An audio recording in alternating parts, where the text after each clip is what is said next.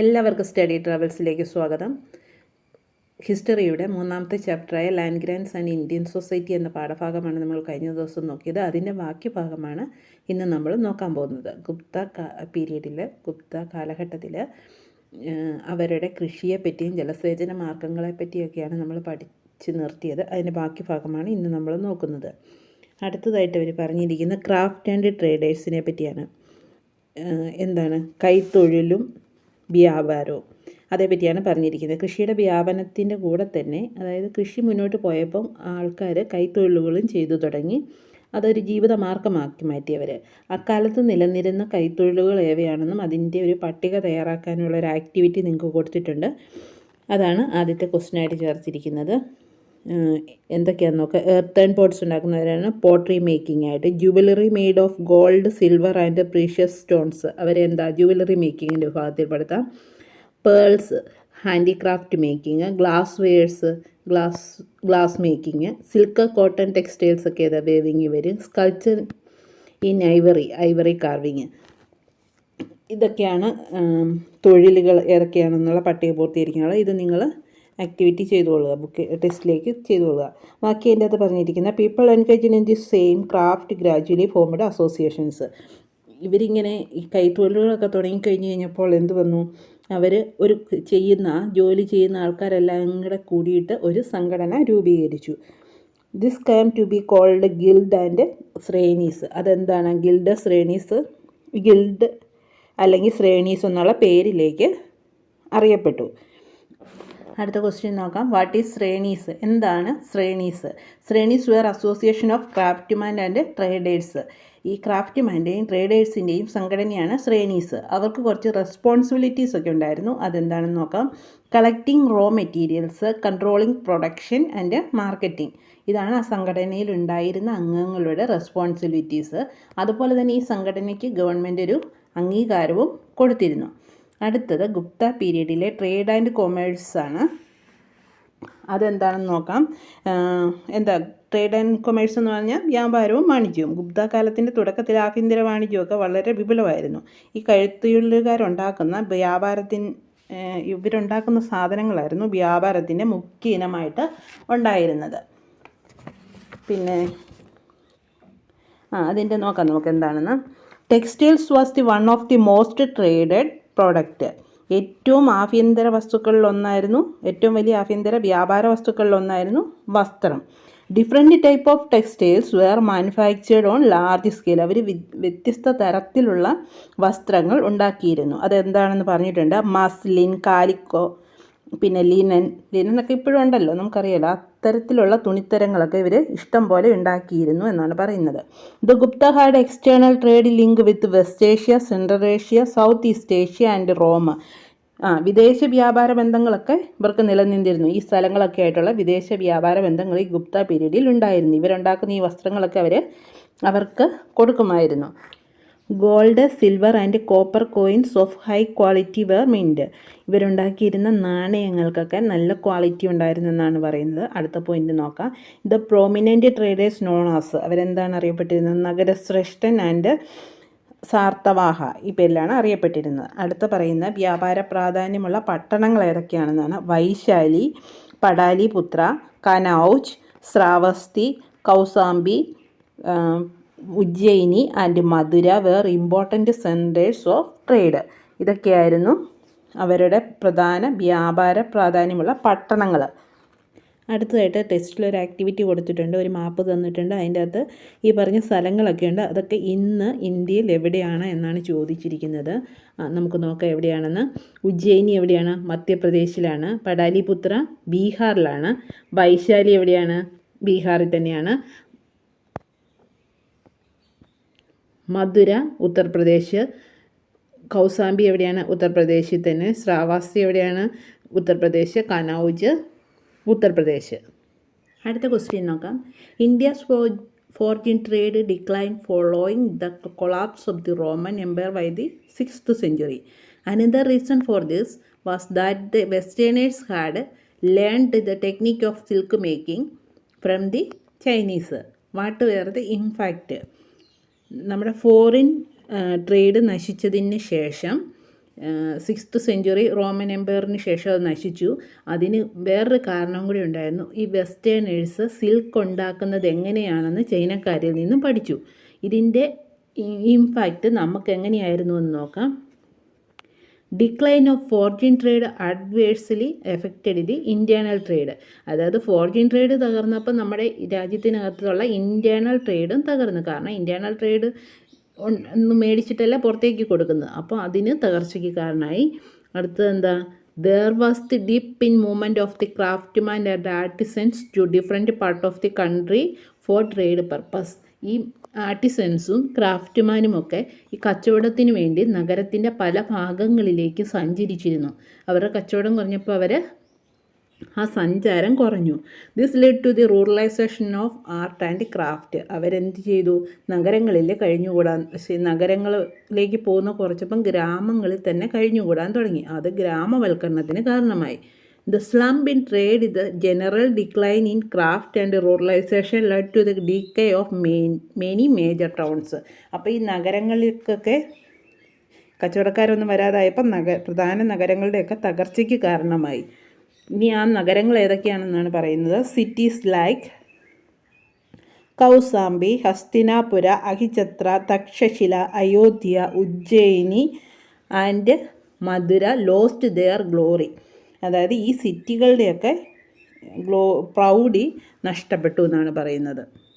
അടുത്തതായിട്ട് നമ്മൾ നോക്കാൻ പോകുന്നത് സോഷ്യൽ ലൈഫാണ്. ഗുപ്ത കാലത്തെ സോഷ്യൽ ലൈഫിനെ പറ്റിയാണ്. അതിൽ ഈ വർണ്ണ സിസ്റ്റത്തിന് പുതുതായിട്ട് കുറേ ശ്രേണീസൊക്കെ പഠിച്ചല്ലോ നമ്മൾ. തൊഴിൽ കൂട്ടങ്ങളൊക്കെ ഉണ്ടായിരുന്നു. ഈ വർണ്ണ സിസ്റ്റത്തിന് അതിനെയൊന്നും ഉൾക്കൊള്ളാൻ കഴിഞ്ഞില്ല. ഈ സാഹചര്യത്തിൽ ഓരോ തൊഴിൽ കൂട്ടങ്ങളും പുതിയ ജാതി ഉപജാതികളൊക്കെ ആയിട്ട് തീർന്നു. പക്ഷേ നമ്മുടെ ബ്രാഹ്മിൺസിനും ക്ഷത്രിയാസിനും വൈശ്യാസിനും ഒന്നും അവരുടെ പൊസിഷൻ ഒരു ചേഞ്ച് ഉണ്ടാവുകയോ പ്രിവിലേജിനോ ഒന്നും ഒരു ചേഞ്ച് ഉണ്ടാവുകയോ ഒന്നും ചെയ്തിരുന്നില്ല. പിന്നെ അതിൻ്റെ അകത്ത് പറഞ്ഞിരിക്കുന്ന അന്തിജാസിനെ പറ്റിയാണ്. അത് നമുക്ക് നോക്കാം എന്താണെന്ന്. What is അന്ത്യാജാസ്?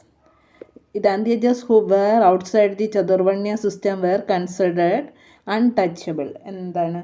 ചതുർവർണ്ണ്യ വ്യവസ്ഥയ്ക്ക് പുറത്താക്കപ്പെട്ടിരുന്നവരാണ് ഈ അന്തിജാസ് എന്ന് പറയുന്നത്. ആ വിഭാഗത്തെ തൊട്ടുകൂടാത്തവരായിട്ടാണ് കണക്കാക്കിയിരുന്നത്. The lowest among the antyajas were the graveyard keepers called chandalas. Graveyard keepers ഈ ശവപ്പറമ്പ് സൂക്ഷിപ്പുകാർ, അവരെ ചണ്ടാലാസ് എന്നും ഇത് animal skin tanners called charmakara. അതായത് ഈ നമ്മുടെ മൃഗങ്ങളുടെ തോലുപയോഗിച്ച് ഈ കുതിരയ്ക്കൊക്കെ ഉണ്ടാക്കുന്ന ലെതർ പോലെ അങ്ങനത്തെ സാധനമില്ലേ, ലെതർ പോലെ ഉണ്ടാക്കുന്നത്, അതൊക്കെ ഉണ്ടാക്കുന്നവരെയാണ് ചർമ്മക്കാരാർ എന്നും വിളിച്ചിരുന്നു. പിന്നെ അനുലോമ പ്രതിലോമ എന്നും പറഞ്ഞ് അവിടെ ഒരെണ്ണം കൊടുത്തിട്ടുണ്ട്. അത് കാണാതെ പഠിക്കേണ്ടതൊന്നുമല്ല. Marriage between the groom from upper caste and bride from lower caste. Inter caste മാരേജിനെ പറ്റിയാണ് പറയുന്നത്. അപ്പർ കാസ്റ്റിലുള്ള വരനും ലോവർ കാസ്റ്റിലുള്ള വധുവും തമ്മിൽ വിവാഹം ചെയ്യുന്നതിനാണ് അനുലോമ എന്ന് പറയുന്നത്. പിന്നെ പ്രതിലോമ എന്ന് പറഞ്ഞു കഴിഞ്ഞാൽ നേരെ തിരിച്ച്, ബ്രൈഡ് അപ്പർ കാസ്റ്റ് ആയിരിക്കും, ഗ്രൂമ് ലോവർ കാസ്റ്റ് ആയിരിക്കും. അടുത്തത് ഈ ഗുപ്ത കാലത്ത് നമ്മുടെ വുമൺസിൻ്റെ പൊസിഷൻ എന്നായിരുന്നു എന്നാണ് ചോദിച്ചിരിക്കുന്നത്. What was the status of woman during the Gupta period? Gupta കാലഘട്ടത്തിൽ സ്ത്രീകളുടെ സ്ഥാനം എങ്ങനെയായിരുന്നു? Woman had a low status in society. No evidence of land grants received by even a Brahmin woman. എന്താണ് പറഞ്ഞിരിക്കുന്നത്? സ്ത്രീകളുടെ നില എപ്പോഴും വളരെ താഴ്ന്നു തന്നെയായിരുന്നു.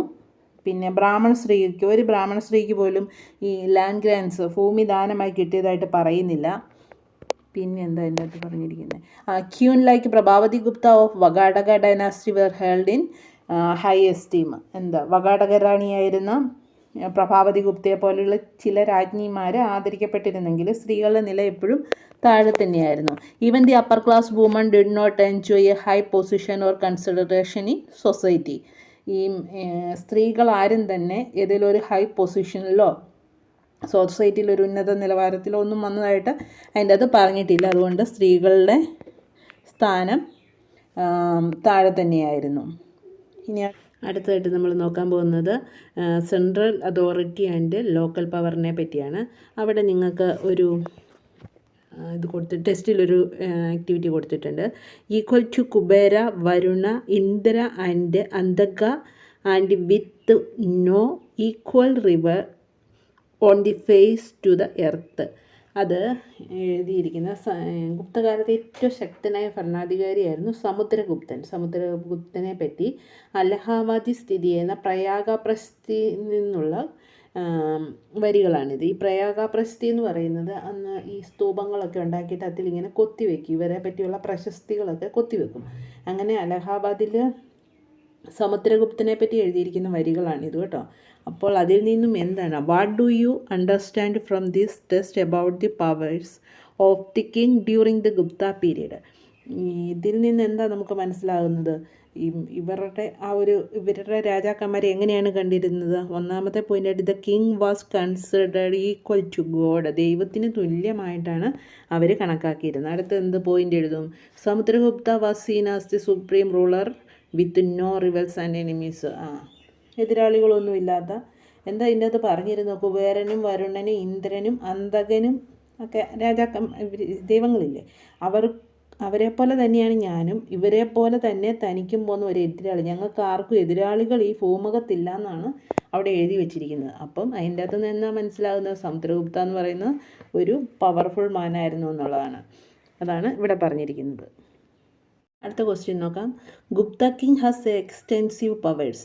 At the same time they had some responsibilities as well. What were they? അല്ലെങ്കിൽ what were the powers of Gupta kings? വിപുലമായ അധികാരങ്ങളുള്ളവരായിരുന്നു ഈ ഗുപ്ത രാജാക്കന്മാർ. അവർക്ക് പക്ഷേ ചില ഉത്തരവാദിത്തങ്ങളുണ്ടായിരുന്നു. അതെന്തെല്ലാം എന്നുള്ളതാണ് അടുത്ത ക്വസ്റ്റ്യൻ.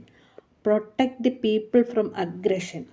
പ്രജകളെ ആക്രമണങ്ങളിൽ നിന്ന് രക്ഷിക്കുക. Protect Brahmans, shramanas and weaker section. ബ്രാഹ്മണരെയും, ശ്രമണാസ് എന്ന് പറയുന്ന മറ്റേ ബുദ്ധ ജൈന സന്യാസികളില്ലേ, അവരെയൊക്കെ സംരക്ഷിക്കണമെന്നുള്ളതായിരുന്നു. പിന്നെ അബലരായിട്ടുള്ള സെക്ഷനെയും സംരക്ഷിക്കണം എന്നുള്ളത് അവരുടെ റെസ്പോൺസിബിലിറ്റി ആയിരുന്നു. അടുത്ത അഡ്മിനിസ്ട്രേഷൻ ഓഫ് ജസ്റ്റിസ്, നീതി നിർവഹണം നടത്തുക.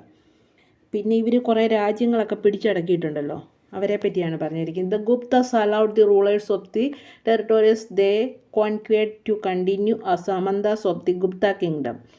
ഈ ഗുപ്ത രാജാക്കന്മാർ കീഴടക്കിയ പ്രദേശങ്ങളിൽ അവിടുത്തെ രാജാക്കന്മാരെ തങ്ങളുടെ സാമന്തന്മാരായി അല്ലെങ്കിൽ മിലിറ്ററിയിലെ ഉയർന്ന അങ്ങനെയുള്ളവരായിട്ട് കണക്കാക്കി തുടരാൻ അനുവദിച്ചിരുന്നു. അതായത് ഗുപ്ത ഭരണത്തിന് കീഴിലാണ്, പക്ഷേ അവർക്ക് അവരുടെ രാജ്യം ഭരിക്കാം. Guptas did not interfere their matters of administration and succession. ഇവരുടെ ഭരണത്തിലൊന്നും അവരിടപെടത്തില്ല. പിന്നെ ഈ പിന്തുടർച്ചാവകാശിയില്ലേ, അതായത് അടുത്ത അവകാശി ആരാന്നുള്ളത്, അതിലൊന്നും അവരിടപെടത്തില്ലായിരുന്നു. They were given autonomy in their areas. ആ സ്ഥലങ്ങളിൽ അവർക്ക് സ്വയംഭരണവും നൽകിയിട്ടുണ്ടായിരുന്നു. ഇതെല്ലാമാണ് ഗുപ്ത പീരീഡിലെ ഗുപ്ത രാജാക്കന്മാരുടെ റെസ്പോൺസിബിലിറ്റീസ് ആയിരുന്നു ഇതെല്ലാം. അടുത്തത് ആർട്ട് ആൻഡ് ലിറ്ററേച്ചറിനെ പറ്റിയാണ്. അടുത്ത നമ്മൾ നോക്കാൻ പോകുന്നത് ആർട്ട് ആൻഡ് ലിറ്ററേച്ചറിനെ പറ്റിയല്ലായിരുന്നു. Many temples were constructed during the Gupta period. What were the features? അവിടുത്തെ ടെമ്പിളൊക്കെ എങ്ങനെയായിരുന്നു ഉണ്ടാക്കിയിരുന്നത്? Constructed of temple using stone and bricks. ഇഷ്ടികയും കല്ലും ഉപയോഗിച്ചാണ് ചെയ്തിരുന്നത്. പിന്നെ എന്തായിരുന്നു? സ്കൾപ്ചേഴ്സ് ഉണ്ടായിരുന്നു, അതായത് കൊത്തുപണികൾ ഇഷ്ടം പോലെ ഉണ്ടായിരുന്നു. അങ്ങനെ മനോഹരമായ ടെമ്പിൾസാണ് അവരുണ്ടാക്കിയിരിക്കുന്നത്. അടുത്ത് prepare a note analysing the cave picture of Ajanta cave. Ajanta cave എല്ലാവർക്കും അറിയാവുന്നതായിരിക്കും, മഹാരാഷ്ട്രയിലുള്ളതാണ്. അതിനെപ്പറ്റി അതിൻ്റെ അതിൻ്റെ അകത്ത് ഒത്തിരി പെയിൻറ്റിങ്സൊക്കെ ഉണ്ട്. അതായത് ഒരു പാറ തുരന്ന് അല്ലെങ്കിൽ ഒരു മലയുടെ ഒരു കുറേ ഭാഗം എടുത്തിട്ട് അതിൻ്റെ പാറയൊക്കെ തുരന്നാണ് അത് ഉണ്ടാക്കിയിരിക്കുന്നതെന്നാണ് പറയപ്പെടുന്നത്. അതിൻ്റെ അകത്ത് കുറേ പെയിൻറ്റിങ്സൊക്കെ ഉണ്ട്, അതുകൊണ്ടാണ് ഫേമസ് ആയിട്ട് നിൽക്കുന്നത്. അതേപ്പറ്റി ഒരു നോട്ട് തയ്യാറാക്കാനാണ്. Some of the world famous painting of the Ajanta cave. അതെവിടെയാണ്? Maharashtra. Belong the Gupta period. അതായത് ലോകപ്രശസ്തമായ ഈ അജന്ത കേവ് ഗുപ്തന്മാരുടെ കാലത്ത് തയ്യാറാക്കപ്പെട്ട പെയിൻറ്റിങ്ങുകളും ഉണ്ട് എന്നാണ് പറയുന്നത്.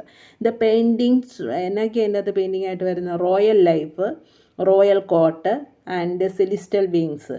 അതായത് രാജകീയ ജീവിതത്തെ പറ്റിയും രാജസദസ്സിനെ പറ്റിയും അതിമാനുഷികമായ ജീവികളെ പറ്റിയൊക്കെയുള്ള പെയിൻറ്റിങ്സ് അതിൻ്റെ അകത്ത് കാണാം. Scene from the Ramayana and Mahabharata also become this theme of this painting. മഹാഭാരതത്തിൻ്റെയും രാമായണത്തിൻ്റെയൊക്കെ തീംസ് പെയിൻറ്റിങ് ആയിട്ട് അതിൻ്റെ അത് കാണാം. Natural colours were used to paint this pictures survived several centuries and still remaining graceful. അതായത് കുറേ കാലപ്പഴക്കം ചെന്നതാണല്ലോ, പക്ഷെ നാച്ചുറൽ കളേഴ്സാണ് ഇതിൻ്റെ അകത്ത് ഉപയോഗിച്ചിരിക്കുന്നത് കൊണ്ടും ഇന്നും അതിൻ്റെ പ്രൗഢിയോടുകൂടി തന്നെ ഗ്രേസ്ഫുള്ളായിട്ട് നിൽക്കുന്നു എന്നാണ് ഇതിൻ്റെ അകത്ത് പറഞ്ഞിരിക്കുന്നത്. അതാണ് അജന്ത കേവിനെ പറ്റി പറഞ്ഞിരിക്കുന്നത്. ഇത്രയും കൊണ്ട് ഇന്നത്തെ വീഡിയോ അവസാനിപ്പിക്കുകയാണ്. ഇതിൻ്റെ ബാക്കി ഭാഗവുമായി ഉടനെ തന്നെ അടുത്ത വീഡിയോ ഇടുന്നതായിരിക്കും. നിങ്ങൾക്ക് എൻ്റെ ക്ലാസ് ഇഷ്ടമാകുകയാണെങ്കിൽ സബ്സ്ക്രൈബ് ചെയ്യുക, ലൈക്ക് ചെയ്യുക. Thanks for watching.